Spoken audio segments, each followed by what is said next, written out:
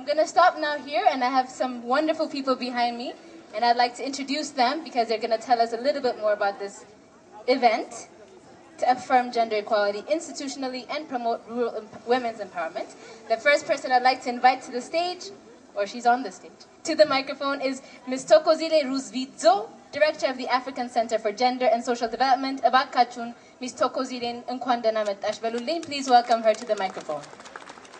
Thank you very much to our Mistress of Ceremonies, and for me it is a pleasure to see that the men outnumber the women. Happy Women's Day to the men and women of the UN. I hope next time we have such a celebration, this whole place will be full of the UN staff. It's not a celebration for women only, but for men and women. I would like to welcome you to the International Women's Day. I know we are holding it a few days after the actual day, which was the 8th of March, but for obvious reasons that you are all busy. We know how the UN is busy. We work 24 hours a day, but this afternoon is for us to celebrate our mothers, our sisters, our daughters, our grandmothers, who are so special. And of course, those rural women who toil for us to be where we are, the food that we are eating. Can you imagine the amount of time that they spend? And I want us, as we celebrate, to remember them. We are celebrating differently. Usually we have a workshop.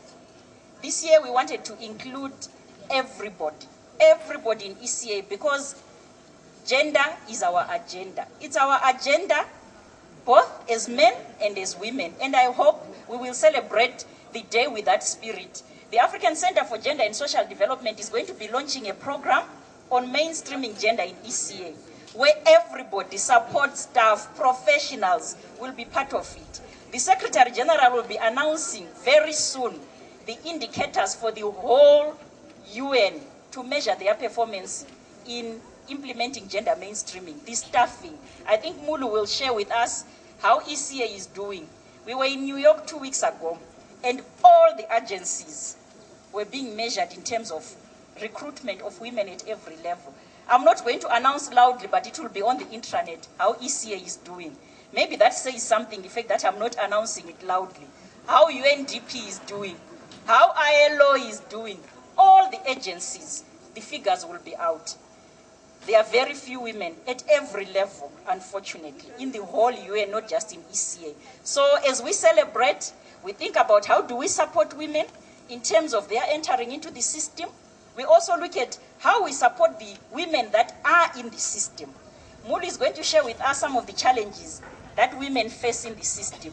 How can the men in the system, how can the women in the system support each other so that they do well? With those few words, I want to welcome you and hope you enjoy the afternoon. There will be lots of drinks and food, drinks of your choice, to help us, the women of Africa and the women of the UN, to celebrate this big and great day. Happy International Women's Day to all of you. Thank you very much to Ms. Ruzvidzo, I hope I'm saying that correctly, for her wonderful remarks. And Narmo Surayanam Sartalingalet, she's also done my job. She's introduced the next speaker, who's Wezaro Mulus Agalekese from the UN Staff Union. So please help me welcome Wezaro Mulus Aga, who will tell us, as she said, about the situation and the state of the UN family as we know it.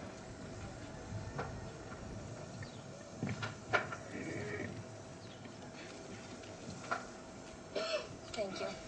Thank you, Monique. It's so good to see everybody out there. Forgive me, I've never been on this kind of stage before. It's good to see all of you here, both men and women. We can't do without the men, can we? Thank you very much. Dear colleagues and invited guests, on behalf of the UN family in Ethiopia, I would like to say Happy Women's Day and extend a warm welcome to the staff member present here to celebrate this historic day. International Women's Day has been observed since the early days of the 1990s. The continued women's oppressions and inequalities were driven women to become more vocal and active in campaigning for changes.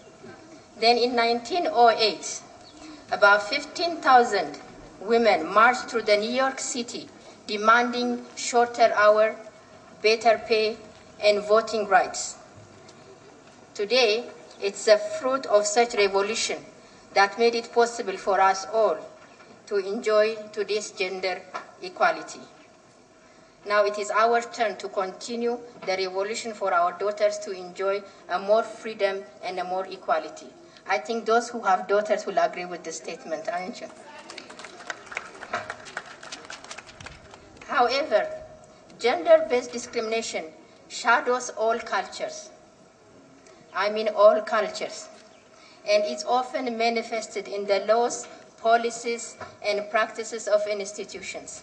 As an example, in many countries, women are not afforded the same inheritance right and property right as men, nor are they allowed to testify in court, even where constitutional guarantees provides for equality and law protects women's rights. Discriminatory practices by law enforcement and security services. Moreover, courts, lawyers, and social services can serve as a major obstacle to women's security and access to justice. Customary and traditional norms and practices, including informal justice mechanisms, may perpetuate gross violations of rights of women, and this may also underpin gender discrimination in workplace. Please be aware of it. It will not be totally wrong to say that despite many UN declarations and conventions and several decades have passed and the strong policy statements have been ineffective, and desired goal of the 50% women at the UN system-wide level has not been achieved. The current picture in ECA is such that women occupy only a 36% in higher and professional level. If you say it is low, I would like to see a clap of hands. Is 36% low? Do we want more? Now the question is, every year we celebrate the International Women's Day, the 8th of March. How should we go about bringing a tangible change to improve the status of advancement of women in the Secretariat? I believe we can start. There is a need to a new human resource management approach which will take the institution into account.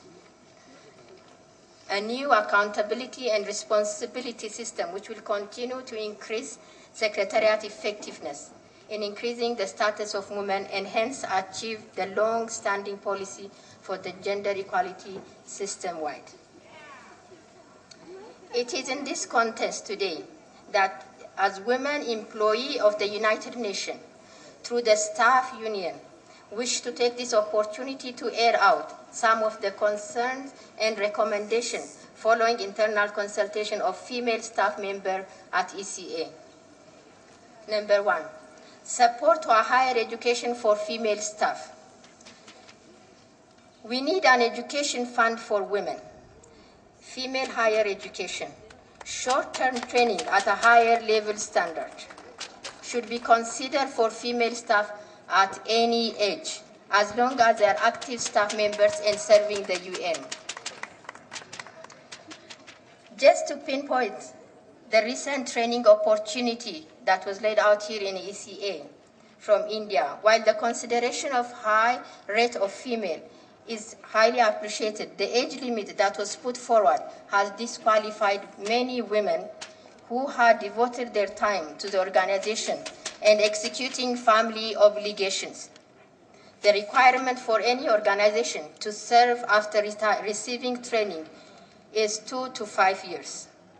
The age limit requirement that was put forward in this particular announcement did not take into account the Commission's training rule, nor did it factor staff with long years of dedicated service. As learning is a continuous process, we believe that organization will benefit from the service of those with long years of experience. Therefore, an equal opportunity should be extended without age limit as long as staff serves the organization for 2 to 5 years after the training. Second point, gender mainstreaming as key strategy in our workplace. We need to urgently work towards gender parity in recruitment and retention staff. One threat from misguided approach to gender mainstreaming is the tendency for gender issue and women to become invisible again. This is due to the misguided notion that mainstreaming means that it is no longer necessary to refer explicitly to women or men, their different needs and priorities. We do believe that. On the different impact that programs may have on them. This potential returns to gender blindness is reinforced by the belief in some quarters that we have already arrived in an area of gender awareness. Female staff welfare. Need for gender committee. Committee deals with female staff grievances. The current gender committee is male-dominated, and this is acting as a deterrent on female colleagues who is concerned on all type of harassment to lodge into their complaints. It is suggested that a balanced committee should be constituted to deal with such issues and concerns.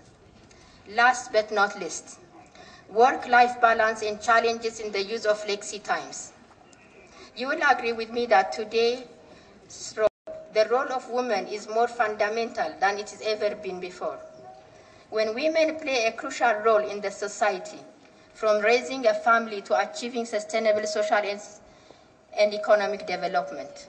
Hence, the need for work-life balance does not only promote a positive work environment at the United Nations, but also contributes towards empowerment of women from a wide perspective.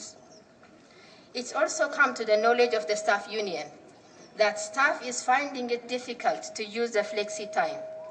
The challenges are not necessarily due to the regulation of the UN, but rather attitudes towards those who seek to utilize this to enhance their work time. Flexi time should be used as a tool to deliver high-quality, timely results to clients, while also helping staff achieve balance in their work and personal lives. Raising awareness on flexi working arrangement among managers and staff will eliminate the problem. By this, it is our sincere hope that the management will consider this concern and provide a more gender-sensitive work environment for the female colleagues as we all work towards supporting the process of gender and women empowerment in Ethiopia. Again, on behalf of the staff union and all staff of UCA, we commit to work together for welfare of our staff and seeking for ways to deliver better in our mandate. Happy celebration of the International Women's Day. Thank you very much.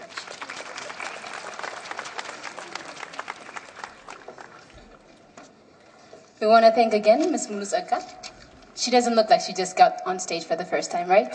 So let's give her a big round of applause for her first speech on the stage. Did very well, very thoughtful, very serious recommendations that we hope by next year we'll say check mark on all of them. Actually, at this point, she reminded me, my mother, I grew up here and I was playing in these hallways when I was a child. My mother worked with UNICEF for the past 20 years. She retired a few years ago, and she's working harder, which is very interesting. You know, she's an interesting, hardworking woman, and I think that's how a lot of the UN is full of very hardworking people. So we hope you're going to have a really relaxing, wonderful time. But now, I'd like to invite to this microphone a very special person, the Deputy Executive Secretary of the UNECA, Mr. Abdullah Hamdok, who's going to tell us a little bit about the global theme for International Women's Day. Theme UN family its impact on the UN family and how it should translate will also be touched upon. So please help me welcome Mr. Abdullah Hamdok to this microphone, Deputy Executive Secretary of the UNECA. He can't hear you. Louder, please.